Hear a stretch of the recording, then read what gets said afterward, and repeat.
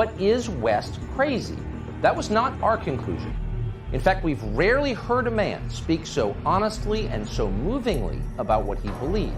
I got a lot of respect for Kanye. I really do. He's a smart guy. He deserves to be criticized the same as everybody else deserves to be criticized.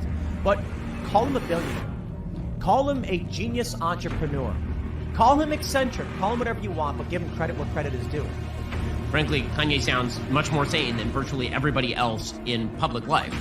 And again, we are a society that rewards people for twerking in thongs while being 150 pounds overweight. But if you have an artist who creates art in which people sing about God, that's the real crazy, according to the left. But he's not wrong about everything. Look, is there a conversation to be had about secular humanists with Jewish last names in Hollywood exploiting people in positions of, the performance arts talent? Yeah. It's an amazing thing, right? The media definition of insanity is not actual mental illness. That's not mental illness. Mental illness is when you're right wing. Mental illness is when you put on a MAGA cap. Mental illness is when you say that you don't want to kill babies. That's the true mental illness. Is there a disproportionate number of people with Jewish last names in higher banking? That's an argument that can be made. Pathologizing of right-wing viewpoints goes back a long way.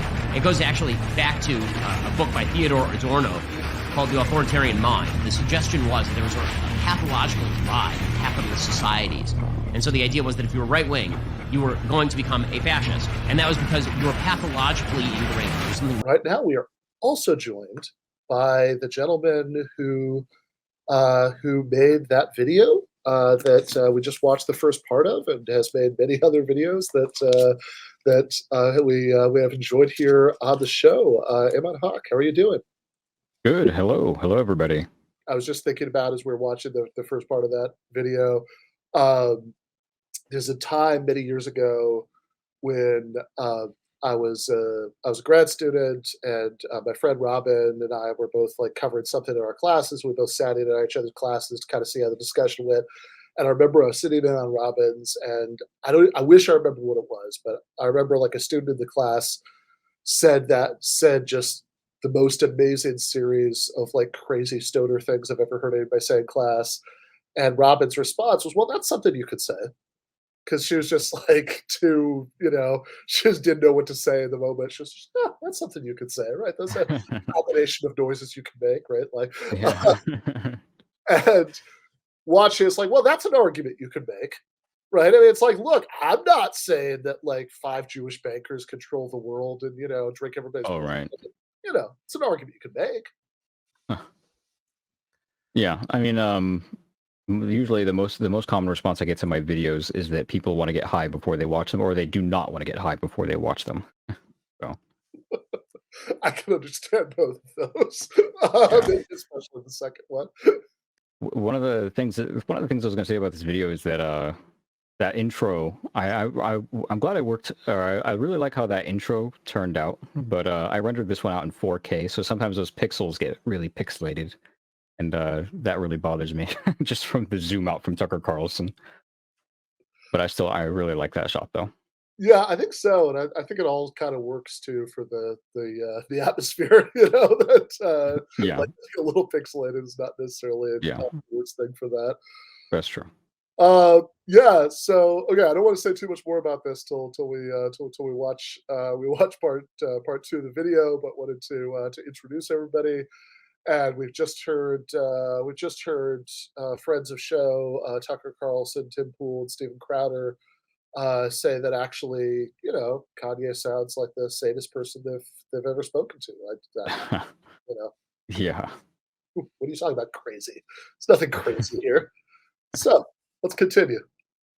Everybody we have on is fighting with everything they've got. This is a war against you and your family of inflation and collapse. So when you keep us in the fight, you keep yourself in the fight. And this is life and death. So go to InfoWarsStore.com and get amazing products and sign up for auto ship and continue to support. Make a donation at the top because he's a gladiator and a champion in the fight. And if you don't support us, you're helping the enemy. And I'm not bitching at listeners. I'm telling you, this is all-out war.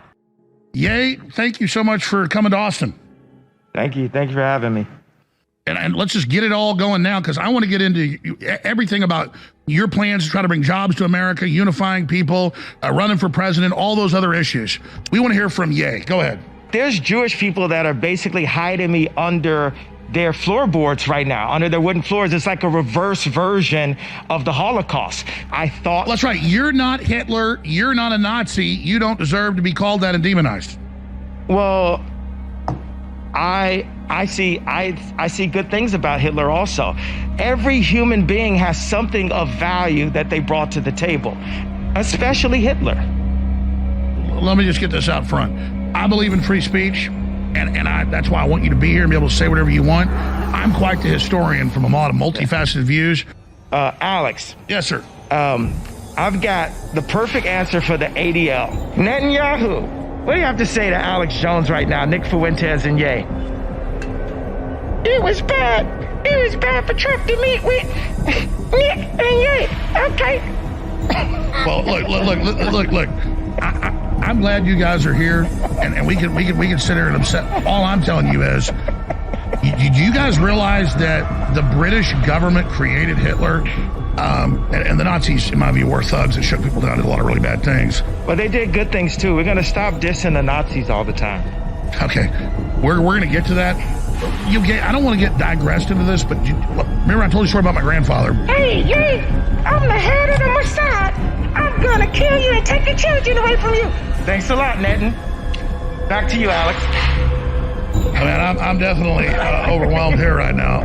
Listen, all I'm trying to get through here is, I believe every group should be able to be critical. His name to Netin. What you want, Netin? Hey, right after this, I'm gonna say you're crazy. I'm gonna take your family away from you. We're not done with you yet. You cannot cause free thought. We have to control the history books. We have to control the banks, and we have to go and kill people. So, and in a little while, hopefully you're going to take the mask off, because is this actually Ye here? This is crazy.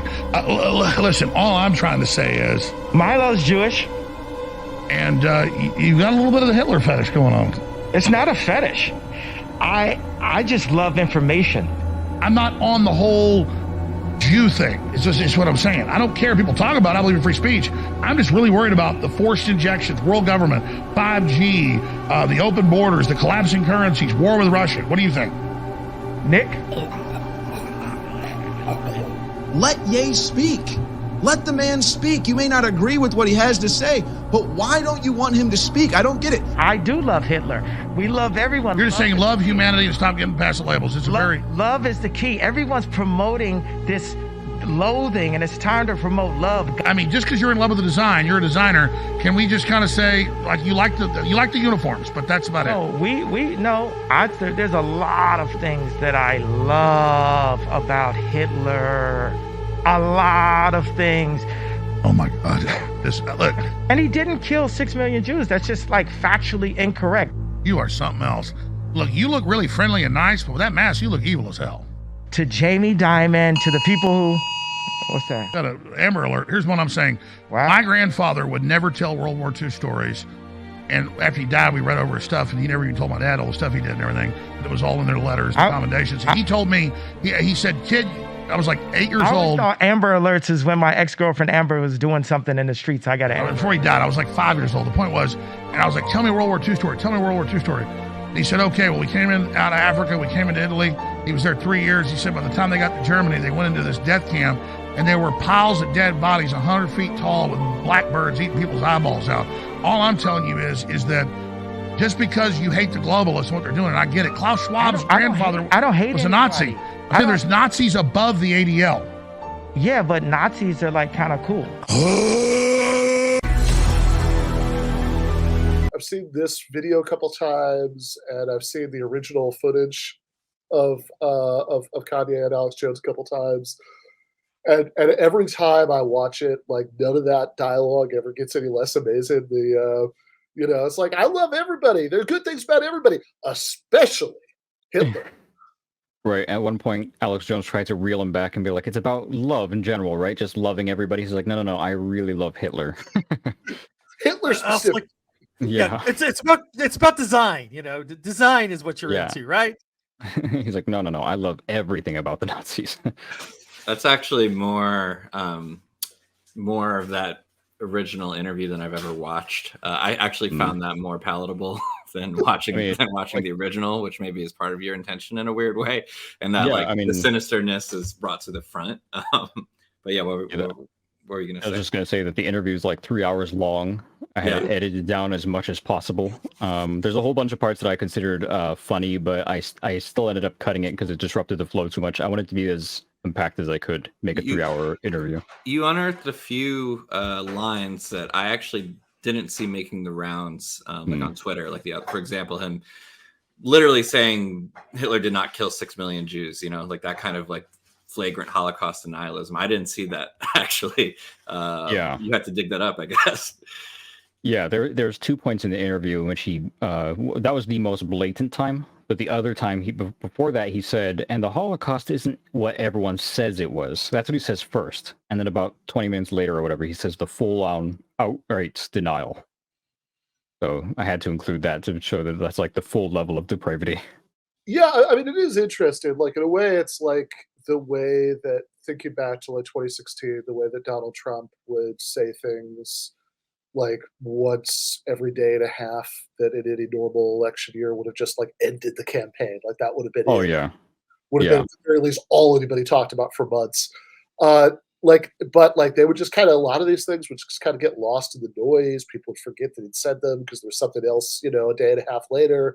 And like sometimes you'd remind people, I was like, oh, remember when Donald Trump picked like a 4-day long Twitter fight with like some Gold Star parents because like he said their dead son sucked or whatever. It's like, yeah, I kind of forgot about that. And it's like sort of the same thing. That's like, that really says something about if you have an interview where one of the things you say is, well, it wasn't 6 million. And that's not even the part that makes the rounds because like there's so much other stuff that's so much more attention grabbing. Like that's an interview for the ages. Yeah, I mean, he said a bunch of stuff and he repeated himself a lot too. That's the thing. In the interview, he professes his love for Nazis more times than I put in the video. Like I actually cut out a bunch because it got redundant.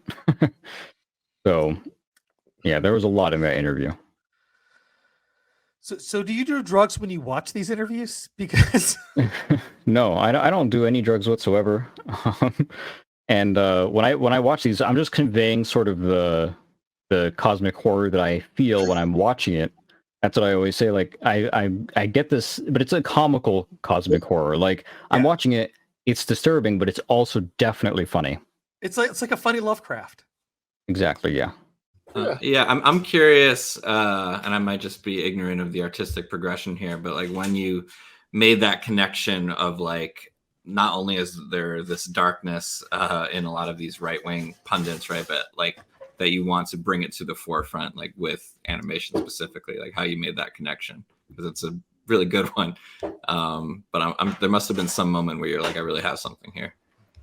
Well, I mean, I started making animations to like it initially started off as just a way to learn animation. Like I read the news all day long, I watch the news all day long. I'm going to start animating for the news so I can be productive, kind of, so I can get the news and the animation done at once. And then slowly but surely I realized it was a perfect method of conveying how I feel when I consume this information, and also apply all of the knowledge I have about filmmaking and animation and all that stuff. So essentially, I think that all culminated to me making these. Yeah. I didn't start off with horror videos. I started off with like really dumb videos. Yeah, but there is something about the way, I don't know, like something about the apocalyptic way that these guys see the world, just the layers of absurdity here that, yeah, I mean, it really does capture. But before we get too far from the subject of Hitler, I was watched, A+ sentence opening. I know. That was one of your better transitions, unironically. Yeah. Oh, we're talking about Hitler, right? Waiting for that to get animated. I was watching some Tim Pool, as you do, and saw this interesting speculation about the history of World War II. Noel Coward, the author, you probably heard of him, and Ian Fleming were able to convince the U.S. to set up its secret security establishment in 1942. and they put Bill Donovan as head of that becomes eventually the CIA, right? So that's that secret establishment. It's really just a private army of the Rockefellers is what it amounts to. Do you think, this is a bit more anecdotal, but do you think that there were like greater global powers that pushed Germany into World War II and Hitler was kind of like a useful idiot? Just ask a question. Who is that nerd guy with the long hair? I always forget his name. But he always says the stuff. Oh? Like that's that dude. But yeah, I absolutely loved that. I should say, to be fair, right after where we cut off, the guest explains that the British globalist Fabians were actually funding Hitler, so he wasn't a useful idiot. He was part of their master plan. Mm-hmm. Yeah, he's that guy, the Moon Lord guy. He's always the one who takes it to a very anti-Semitic direction. He gets very angry, and then the other people kind of like reel him back a little bit. It seems that's everything I've seen of him so far. It seems like every conservative show needs like someone to reel back the anti-Semitism, Yeah. right? It's just kind of it's like they could just have a full-time person that's like, we got a little too far. Yeah, it's getting a little, because like they walk the line. Like I guess in the first video, Alex Jones shows like how far up he gets to the line before saying, no, we're not going to say that. Like, hey, I hate the globalists. I hate. Yeah. He lists like 5 or 6 things that are all dog. We gotta call them globalists. That's basically, he was just telling him we gotta call them globalists. Basically, You can't just say Jews.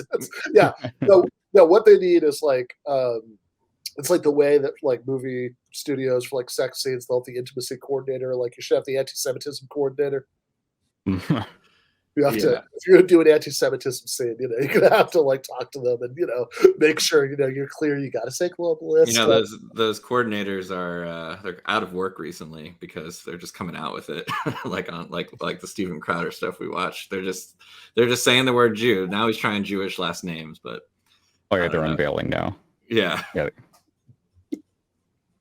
Well, that was an interesting transitional thing, right? That Crowder thing at the beginning of the video, because it's because he's Crowder isn't quite saying Jew, but he's not saying globalist either. He's saying like there's this like the thinnest possible veneer of like I'm not quite going to go for it. He's like, well, people with Jewish last names.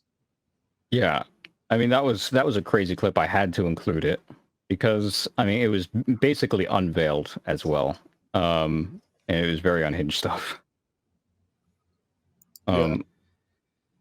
There were a few more clips that I was going to include in that spot, but I had to, because there was the build up obviously to the Ye interview was very large, and I just tried to condense it as much as I could, because there was so much that happened during that previous to the interview. Well, one of the things I like so much about your video is that it just the way that it perfectly captures what makes that interaction so fascinating, which is that this is Alex Jones. Like he's I mean, he's like the, I don't know, Lord Mayor of Crazy Town. I mean, like this is the guy, who's like ripping off his shirt and talking about demons and how they're trying to turn the frogs gay and all that stuff. And, so you see the first Alex Jones you see in your video, he's doing his thing, right? He's on full Alex Jones, and I loved that the selling the supplements, like that got worked in,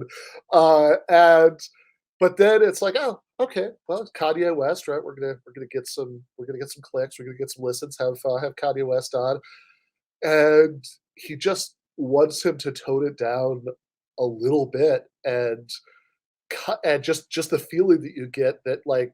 This guy is officially much too crazy for Alex Jones. Yeah, I mean, I used his frog form to sort of convey like the levels of what Alex Jones is feeling throughout the interview. And by the end of it, it's sort of like almost like the frog was a character that he used to entertain and pull in those audiences. And then by the end, he's sort of just like, all right, could you please just say globalist? To your point about that media tour, it was interesting thinking back to it because basically it rides the wave perfectly of like some of a manic episode, or so it seems. I don't want to diagnose for sure, but he's says he's bipolar, and he seems like he's basically just manic. I don't know that for sure, but it's basically following that logic, right? Where he's like increasingly manic interviews, at least we can say, But what's funny is that there's literally no limit in the right-wing media sphere for putting any kind of damper on it, where it's just like the any amount he wants, unless maybe he hit it, but it seems like any amount he wants to be on television. Yeah, finally did hit it because like he finally hit it. Yeah, yeah, those early clips where Tucker and everybody being like, "Oh, this guy seems totally fine. What are you talking about?" Right? Like at that while he was at like 8.5. And then like Alex Jones, I think, is where you finally see him hitting 10. Yeah, exactly. That's why I wanted to include originally his interview pieces, because they were saying that he's actually reasonable after he's already said a bunch of anti-Semitic stuff. So it's not like it was like a gotcha. Oh, now he's anti-Semitic. It's like, no, he already said that stuff. But he did go to 10, as you say. And Tucker did actually trim down some of the some of the anti-Semitic stuff too. 100%, yeah. And those got released, by the way. So if anybody's curious, you can actually go and find them. I don't think I've seen all of it. I just saw the editing points, and I heard people talk about it. I haven't seen the footage yet. I'll have to check that out. Yeah, it's been a while since I've saw it, but unfortunately, I ingest a lot of crap. Well, I mean, I do too. Speaking of ingested things, you also made a much shorter video of just Tim Pool. Jake, do we have this? I can't possibly have babies because of climate change. Right, which is nonsense. No. But I do think it's crazy that I'm about to be 34 and I have no family. Because my dad had 2 kids by the time he was 27. Yeah. And I'm like, man. You know what the problem is, though? It's definitely not me. I think it's to everybody else.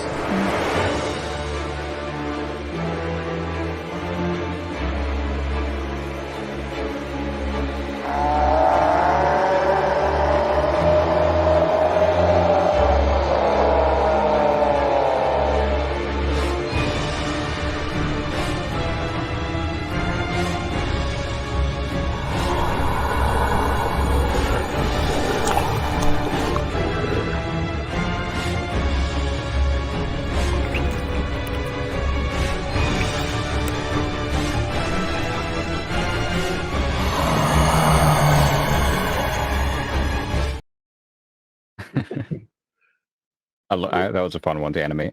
I can imagine. God, I got the chance to kind of remake that in this video with him eating another hot dog through the brain. Yeah. At the beginning, that was just absolutely just a little bit there. What I love so much about that one we just watched is that it captures something. Like when I was getting ready for that debate, I watched more Tim Pool stuff than I ever had before because I don't hate myself quite enough to just watch it all the time. But, I think it captured like the specific thing that's like sort of unsettling to me about watching him, which is that he still insists like the one thing that definitely hasn't changed about Tim Pool, Occupy Wall Street to present, is how he dresses and kind of like physically presents himself, and that's like and that seems in some weird way to be part of the package or part of the appeal, right? It's like he just to sort of come like sort of again look like he's this he's this skater punk kid who just came in or whatever, and at the same time that he's saying all this insane shit. But it's not just that he's saying insane shit, it's that he's saying it in just in the weirdest sort of deadpan. It's almost like he's trying to, sometimes you get the sense that he's like trying to imitate the cadences of like what he thinks a very serious person is supposed to sound like, like old-timey newscaster or something. I don't know what it is, but there's something really, really jarring about the combination of all these things. Oh yeah, I can see that. But he is also he says a lot of I have a lot of lines of him. The reason I like to include in my videos because he says a lot of stuff that's always comically wrong. So, he'll say something with so much confidence, like the Trump is going to win by a 50-state landslide. Yes, that sort of thing. It makes him perfect for my videos. It's like I love anybody who says stuff with immense confidence. It lends itself to animation. Imagine how anybody could disagree with this. I'm curious. Yeah. Do you watching him get a sense of what his appeal is to his millions of fans? Some of the people I cover are very difficult to understand why people like him. I do kind of understand why people like him, especially if they're not the people that are like normal or that are common and don't really they want to identify as a centrist even though they have right-wing beliefs. And I think there's a large amount of people in this country that are like that, and I think that's the appeal, but it still is very strange to me. Yeah. No, exactly. While I've still got you, I did want to spread the pain around here and share one more clip from that show that I was watching earlier. So Jake, this is the one that's labeled Libertarian Secret Society. Because I just had a thought that I just so the Fabians are really just the ideologues who took Marxism and wanted to reform it.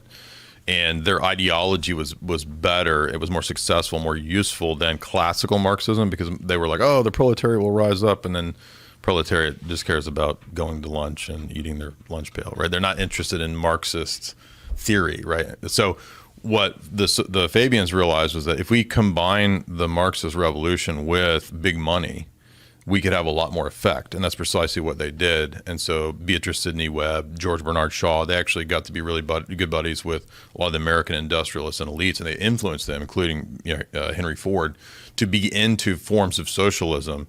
And so that's why the whole push for the last century is this sort of technocratic socialist model. So can we just do the same thing but like in the other way? Can we like get some prominent libertarian-minded individuals to come together to form a secret society that bestows liberty and shatters the shackles, and you know what I mean? Can you imagine some shadowy group of big money pushing libertarian policies? It's challenging to conceive of. It's just too alien. That's crazy. It never happened for me to even be able to conceive of it. like is he just like Tim, just in this weirdly innocent way, he was like, hey, could we maybe, and then it's like he's just coming up with like, all of the shit that like the Koch brothers like actually spent decades doing. Yeah, I guess he's just pretending they don't exist. Who are going to donate a bunch of money to us so we could like spread around libertarian ideas. I mean, why has nobody ever thought of doing that before? Yeah. Yeah, that's strange. I do want to say, so as I was, we've been doing, as we've had you here, and this has been awesome. Really hope this has come back.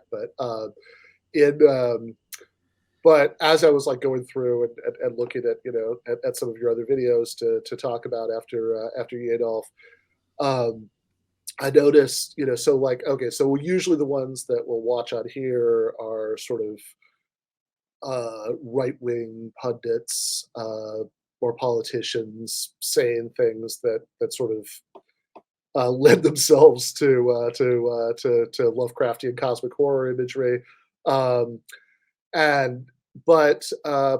I also did see this one of somebody in a slightly different category, which I was really reminded of because I've been going through that Tim Pool video, and I was thinking about the how in his view of the world, like the rich, globalists, elitists have been pushing what did he say, techno socialism, and I was thinking about that, and it's like, okay, well, look, that's a really weird thing to believe, right? This is because I would think, I don't know, I'm a simple man. I tend to think that like rich people like having money and want to have more of it rather than less, and don't be redistributed away. So what would be a scenario where some of the richest people, or at least one of the richest people in the world, actually might end up pushing something like that? And I saw you have a video for this.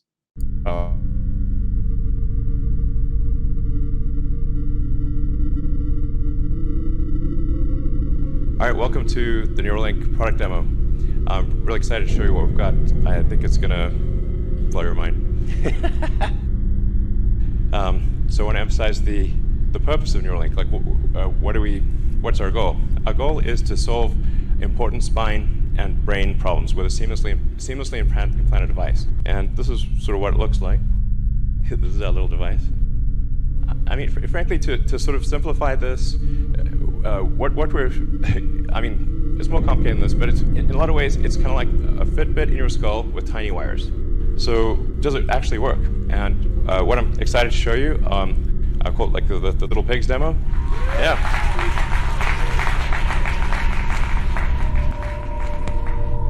All right, cool. So you want the surgery to be as automated and as possible, and the installation of a link done in under an hour. So you can basically go in the morning and leave the hospital in the afternoon, and it can be done without general anesthesia.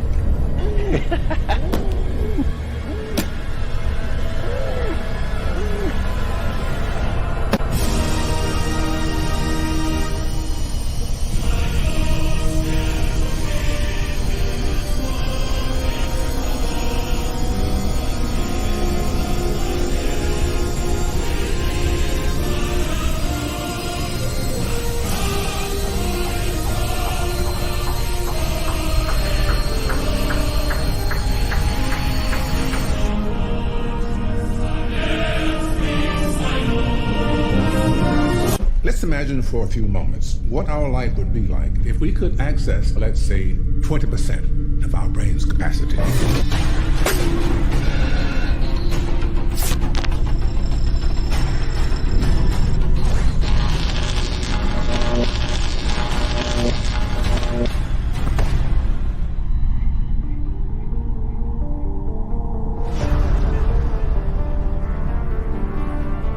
Elon Musk になりました。プレゼンテーションにご参加いただきありがとうございます。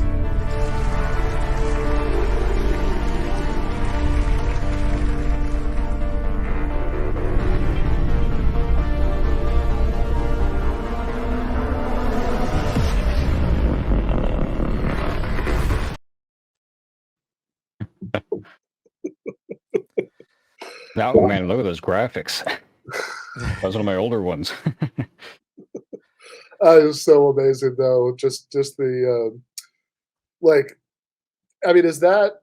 I mean, I know you just said it was one of the older ones, but I mean, do you remember? Is that a largely unedited stretch of Musk audio?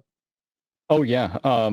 I got it from his demo where he showed pigs that allegedly had the implants in their brains, and the only thing is I didn't want the video to be super long, so I only edited out about like 100 of his like he is not a very good public speaker, which I can't really fault him for, but I did have to edit out a lot of that in order to get him to be within a 3-minute video. Fair enough. I like that one though. It's a fun one. Yeah, I mean, because just the combination, like, it's so,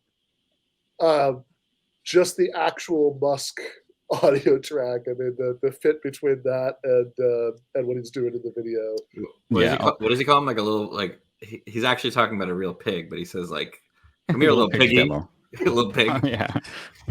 It's really creepy. And I also enjoyed the what is it? The Limitless reference. Is that where the Morgan Freeman audio is from? Yeah. Somehow higher he's able to create a new contraption around his brain just because he's smart now.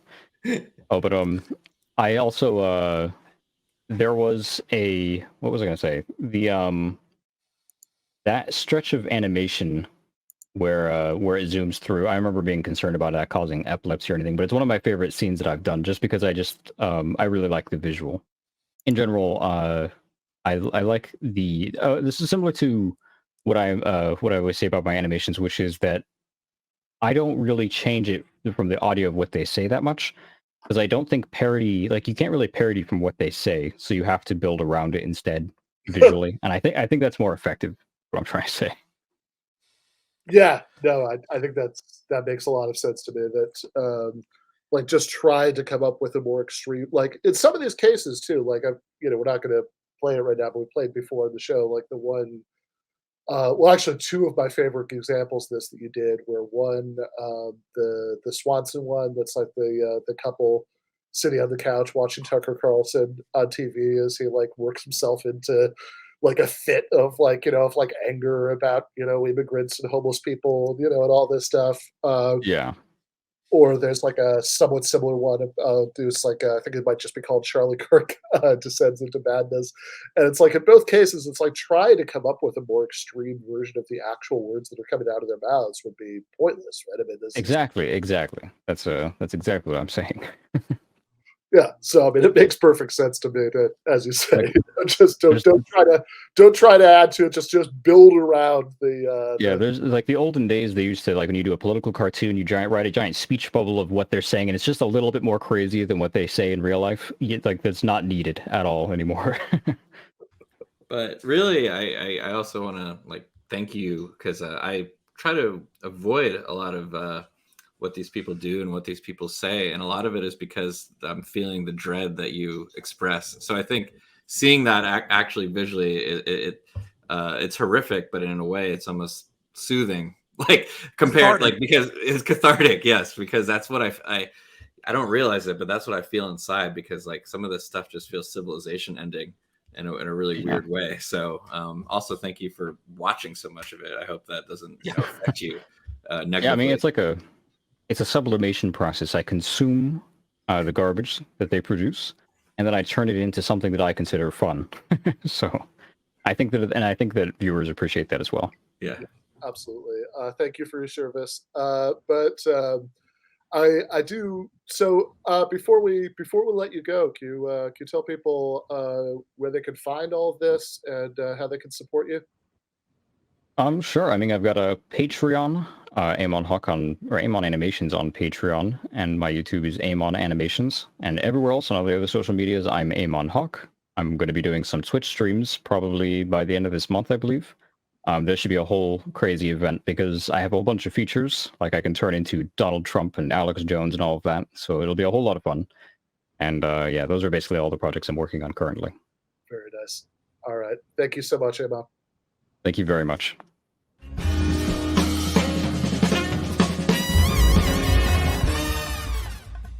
You have been watching free public content from Give Them an Argument. To access every single episode of the show, the main show on Monday nights, all of the streams, all of the debate breakdowns, all of the patron-exclusive postgames on Monday nights, all of the patron-exclusive bonus episodes every week, and much, much more, go to patreon.com/Ben Burgis.